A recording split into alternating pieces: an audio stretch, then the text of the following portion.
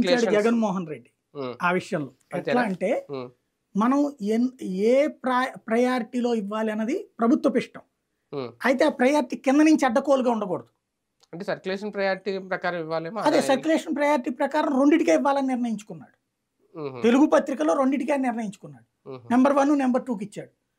Digital paper circulation ఆంధ్రప్రభకి ఇచ్చాడు. అంతేగాని ఈ పత్రిక లెక్కలో ఇవ్వాల. ఓకే. రెండవది ఇకపోతే మిగతాది ఇచ్చినటువంటి ఇంగ్లీష్ పత్రికలు. ఇంగ్లీష్ పత్రికలు కూడా టాప్ 1 టాప్ 2కి ఇచ్చాడు.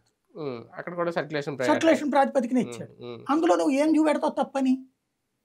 జ్యోతికి ఇవ్వలేదు అనడానికి ఇవ్వాలని రూల్ ఏం లే. కానీ తెలుగుదేశం టైంలో అయితే తప్పు చేసింది ఏంటి? ఫస్ట్ సర్క్యులేషన్ ఈనాడు, సెకండ్ సర్క్యులేషన్ సాక్షి కదా.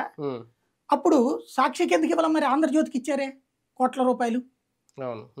ఇంకోటి ఈవెన్ లైవ్ ప్రత్యక్ష ప్రసారాలు అప్పుడు ఇప్పుడు కూడా మళ్ళీ లైవ్ ప్రత్యక్ష ప్రసారాలు ఎవరు టెండర్ పిలిచి ఇచ్చారు? డైరెక్ట్గా ఇచ్చేసారు కదా నామినేషన్ బేసిస్ మీద. ఎంతకాలం నుంచి ఇస్తున్నారు? వైసీపీ హయాంలో సాక్షికి ఇవ్వాలి, ఎవరో ప్రైవేట్ ఏజెన్సీకి ఇచ్చారు. అది కూడా నామినేషనే కానీ ప్రైవేట్ ఏజెన్సీకి ఇచ్చారు. దాత్రికి ఎవరికి ఇచ్చారు? ఇదివరకు రాజశేఖర రెడ్డి